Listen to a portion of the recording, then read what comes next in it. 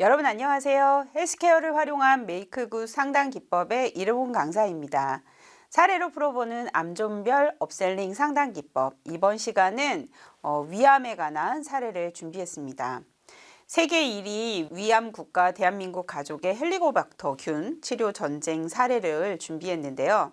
자, 이만큼 세계 1위, 1등 할 게 없어가지고 위암으로 또 1등을 합니다. 그래서 발생자 수, 사망자 수 모두 1위인데요. 인구 10만 명당 위험 발병률 순위를 좀 살펴보면 한국이 1위, 그렇죠. 발생자 수, 사망자 수 또한 다 1등이고 2위가 일본입니다. 그 다음에 3위는 이제 발생자 수는 벨라루스라는 나라, 그리고 사망자 수는 코스타리카, 그리고 이제 4위가 중국에 있는데 이렇게 아시아권 국가들에 굉장히 또 집중이 되어 있어요. 그래서 아무래도 좀 짜게 먹는 습관, 이게 아무래도 위에 또 많이 영향을 미치는 걸로 생각이 되어서 위암이 특히 많은 분포를 하고 있습니다. 사실 세계 1위이기 때문에 또 발생률, 사망자 수 모두 1위라서 치료도 굉장히 잘하는 편이라고 해요. 그래서 위암학회 회장님이 저희 우리나라에서 많이 배출이 돼요. 의사들도. 그래서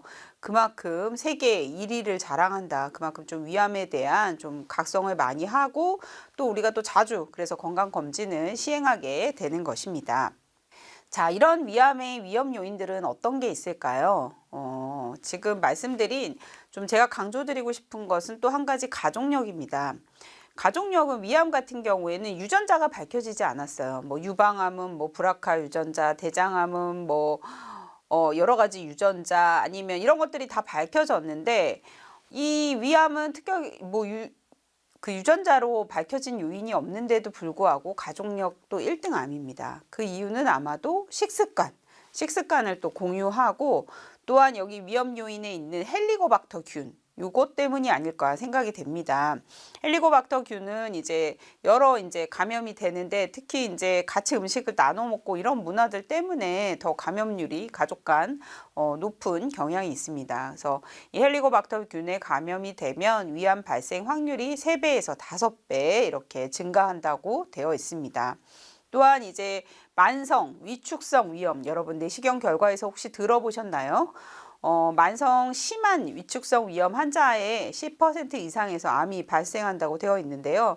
이런 만성 위축성 위염들은 만성적인 염증, 위염, 그죠? 이렇게 표재성 위염에서 만성 위염 이렇게 가다가 세포가 되게 위축된 상태인 거예요. 쪼그라들어 있고, 그래서 노인 환자일수록 굉장히 위축성 위염 확률이 굉장히 높은데요. 이 부위에서 위축성 위염 부위에서 세포 변화를 일으키면서 이렇게 암이 발생한다고 되어 있습니다.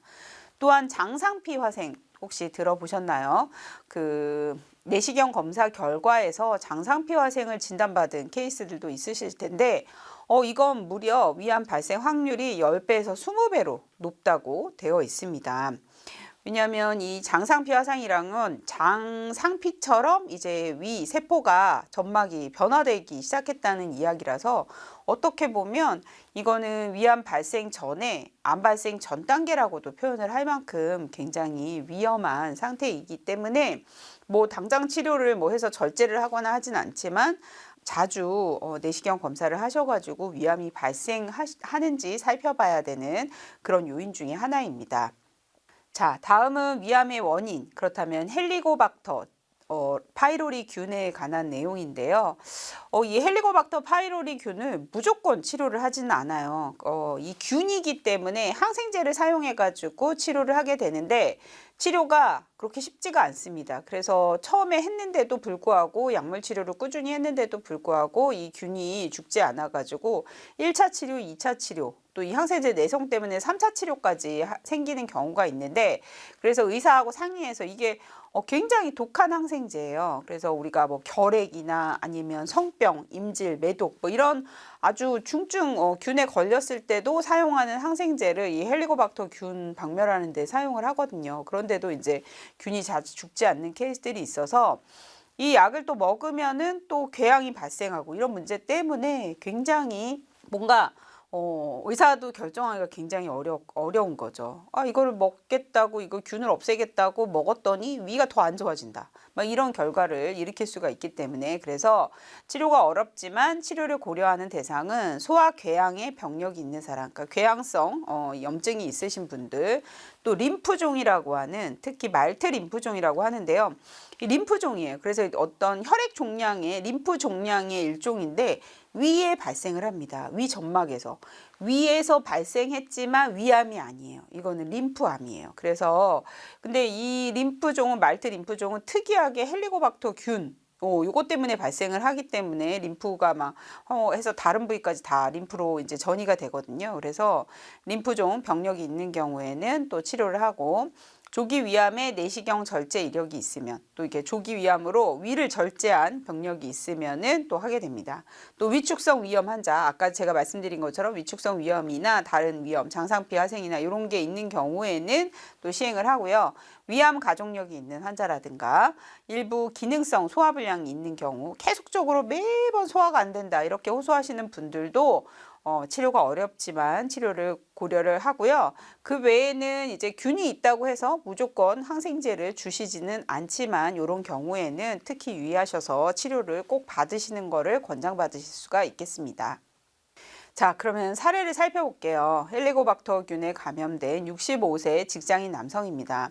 평소 역류성 식도염하고 만성 위염이 있었어요. 그래서 늘 뭐 그냥 소화가 안 되고 뭐 그냥 속이 쓰리고 이런 거, 역류성 식도염이 있으시니까 그냥 만성적인 거라고 생각을 하셨던 거예요. 그래서 전에 이제 헬리코박터균 감염 치료 한 차례 받은 이력이 있어요. 그러니까는 궤양이나 이거는 당연히 있으셨으니까 치료 대상이 되셨겠죠. 그래서 더 이상 뭐 치료는 필요 없다. 이때도 한 차례 받았지만 그 이후에 균이 사라지진 않았어요. 그래서 계속 치료가, 그렇지만 그냥 한번 치료를 재균 치료하고 나서 그래도 균이 안 찍으면 2차 치료까지는 거의 이제 아주 타이트하게 그래서 하시는 분들한테만 하고, 그래서 직장인 건강검진에서 내시경에 의한 조직검사로 조기 선암성, 진행성 위암을 진단받게 되십니다.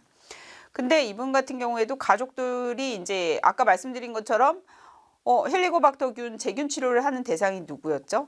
가족성. 가족 중에 위암이 있는 경우에는 그냥 치료를 한다고 했잖아요. 그러니까 이분의 경우에도 모두 검사를 해보니까 헬리코박터균에 모두 감염이 되어 있는 거예요. 그래서 아무래도 누구부터 감염이 되었는지는 알 수 없지만 또 성향에 관한 거, 이 체질적 요인이 있기 때문에 모두 다 전 가족이 감염되어 있던 사례입니다. 자, 아까 이제 잠깐 설명드렸지만 악성 위말트 림프종.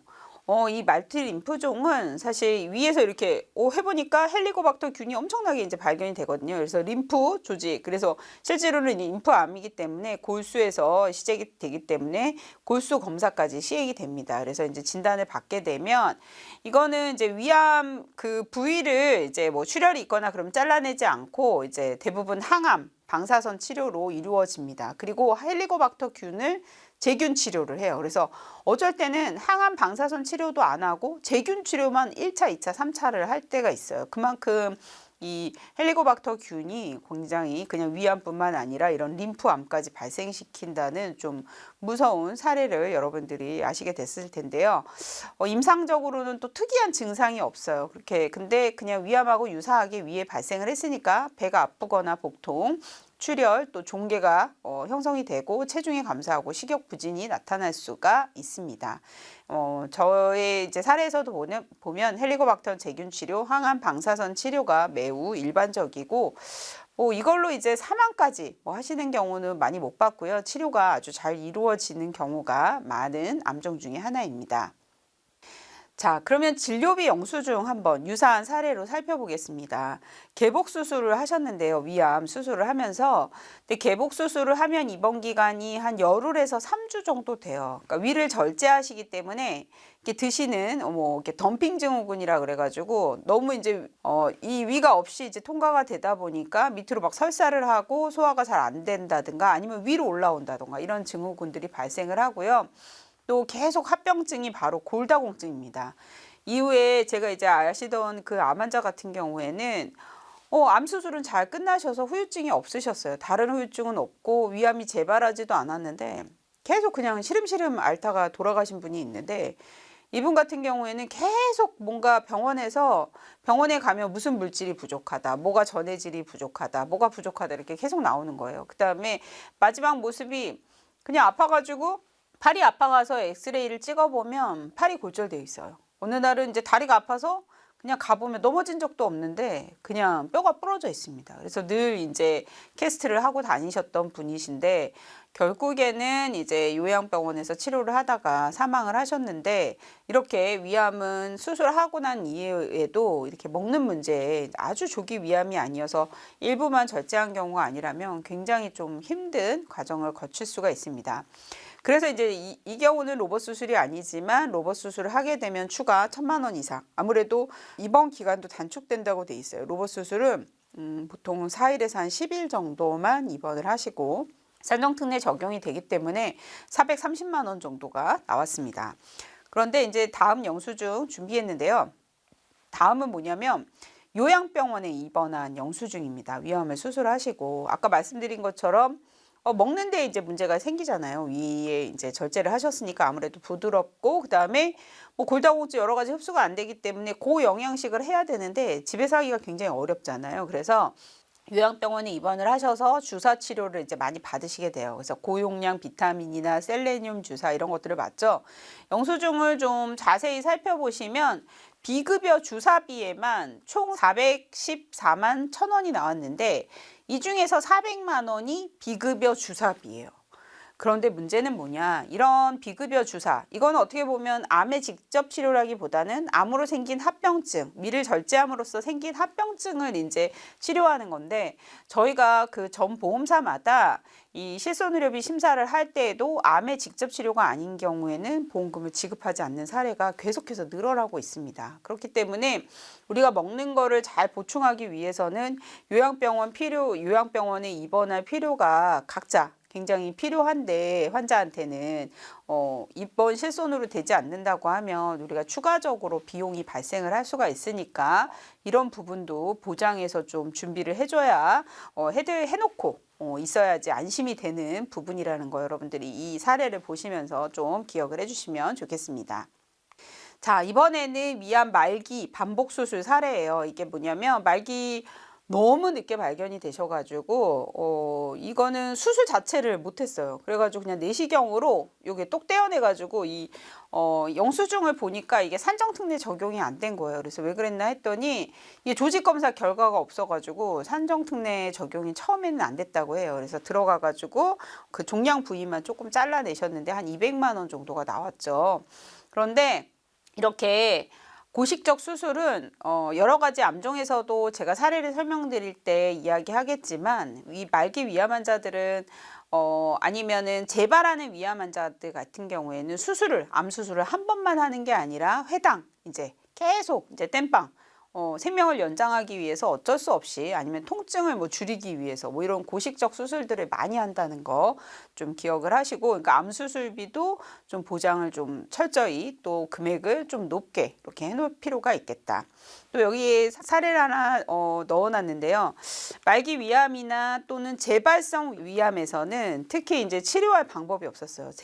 위암이 재발하는 경우에는 위를 뭐 더 잘라낼 수도 없고 뭐 복막을 더 잘라낼 수도 없고 이랬었는데, 최근에 면역 항암제 허셉틴이나 에너투 주사제가 굉장히 이제 치료 효과가 좋다고 이제 허가를 받아가지고 비급여로 주사가 되고 있는데요.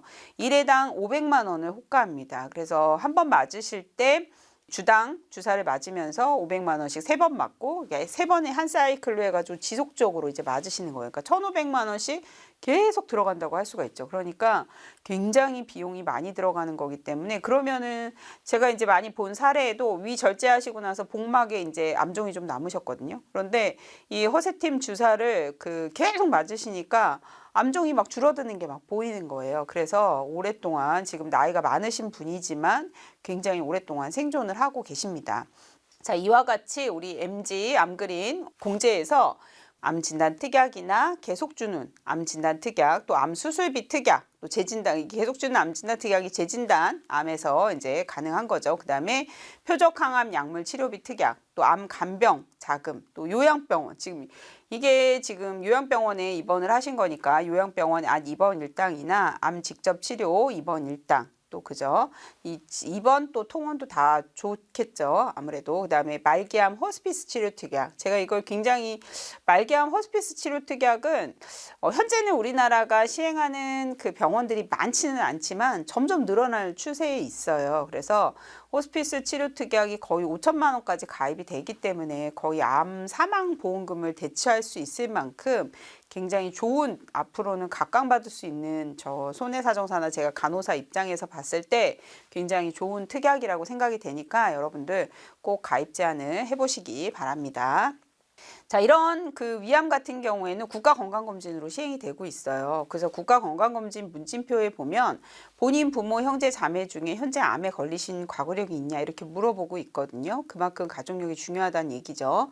그리고 위는 또 이제 건강검진에서 위 내시경을 2년마다 이제 40세 이상 그 대상으로 해가지고 모두 검사를 시행하고 있는데 이때에도 위궤양, 위축성 위염, 제가 설명드린 위험인자, 장상피 하생이나 위용종 이런 위험 요인들을 물어보고 있어요. 그러니까 이런 문진표상에 있는 이런 질문들을 고객님들에게 해보셔가지고 사실 이런 내용들이 있다고 하면 우리가 추가 가입을 제한하시는 게 좋겠습니다. 자, 그러면 마지막으로 이제 이 사례를 통한 건강검진 컨설팅 화법 정리해 보겠습니다. 회원님, 올해 국가건강검진, 위암검진 잘 받으셨나요? 혹시 건강검진 하시면서 헬리코박터균에 감염되었다거나 위축성 위염, 장상피 하생 등의 기타 질환이 있다는 이야기를 들어보신 적 있는지요? 이렇게 물어보시고요. 또 헬리코박터균은 1급 발암물질로 위암을 일으키는 아주 중요한 요인입니다. 치료도 잘 안 된다고 하고 우리나라 인구 절반이 가지고 있고 가족 내 감염이 많다고 하니까 가족분들도 한 번씩 검사를 받아보시는 게 좋겠습니다. 위암은 우리나라가 세계 1위를 차지하면서 가족력도 1등인 암입니다. 그래서 건강검진할 때도 질문 중에 형제나 부모 중에 암에 걸리신 분이 있는지를 물어보거든요. 보통 가족력이 있으면 암 발생 위험이 2~3배 높아진다고 하는데요. 가족력만이 원인은 아니고 만적 위축성 위염이나 장상피 화생 같은 질환이 있으면 위암 발생은 훨씬 높아지고 특히 장상피 화생일 경우는 발병 위험이 20배나 높아진다는 연구 결과도 있습니다. 고객님, 이에 대한 검진을 더 철저히 하시고 우리나라에서 많이 발생하는 위암 진단에 대비한 보장 점검도 함께 해보시면 어떨까요? 저희 회사의 온그린 암검제는 진단비뿐만 아니라 최신 치료에 맞는 특약들과 입원과 통원 보장, 또 치료 후 예후와 관련하여서도 폭넓게 보장을 하니까 암 치료에서 꼭 필요한 비용들을 감당하기 위해서 꼭 추가로 준비하셔야 하니 제가 잘 안내해 드리겠습니다. 이렇게 컨설팅 화법 정리해 주시면 좋겠습니다. 자, 여러분, 헬리코박터균 좀 별거 아니라고 생각하셨는데 조금 위험할 수 있구나 아시는 계기가 되셨을 거고, 이런 사례들을 보장 컨설팅에 잘 활용하셔서 고객님들 좋은 상담 하시길 바라면서 오늘 준비한 내용 여기서 마치겠습니다. 감사합니다.